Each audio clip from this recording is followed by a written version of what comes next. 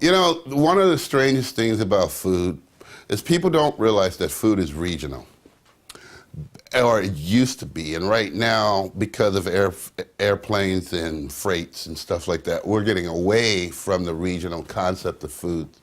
But if you think back in history, what you'll find is, like for instance, if you go with the German cuisines, lots of potatoes. The reason why they did a lot of sausages and stuff is because their meat wasn't of the best quality.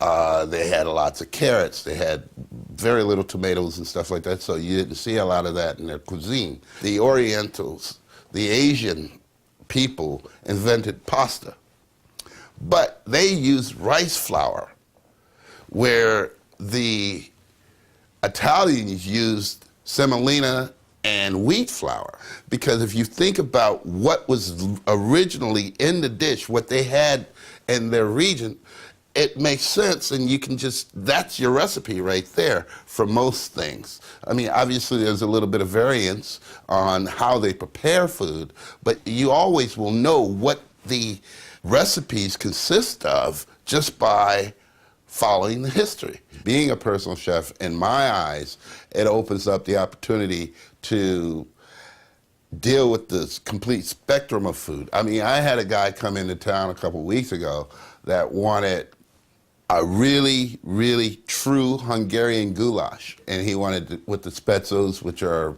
noodles, the homemade noodles, and the whole 9 yards. And he loved it. His family was from where that dish originated from, and they loved it. They were surprised that they could actually get that kind of food in America.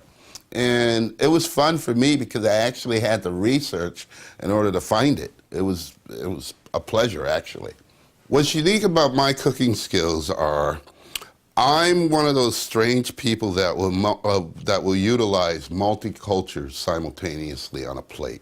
There's this concept that my wife and I was working on for a organization in one of the cities we lived in, where it was around the world in 7 courses. We actually did a different dish for every continent in the world, and that was fun. I mean, but me personally, I like to do that on a plate. It sounds a little weird, but it really wouldn't be. I think it would be a lot of fun. The European concept of being a chef, it takes as long to be a chef as it does to be a doctor or a lawyer or something on the lines of that. They are considered to be professionals. In the United States, unfortunately, if you worked at Denny's for 6 months, you will refer to yourself as a chef. I think it's one of the strangest things we do in this country, because there's no way that a 20-year-old kid, they might be a talented cook, but they could never be a chef. I literally started cooking with my dad in a chicken shack when I was like 8, 9, 10 years old. I don't remember. Whenever we did something bad, he would make us literally go work for a couple days in the chicken shack as a punishment. And from there, I really started enjoying what I was doing. So therefore, he set me up with an apprenticeship when I graduated from high school. I was at a place called the Grenadiers Restaurant in Milwaukee, Wisconsin, which I just felt totally in love with food.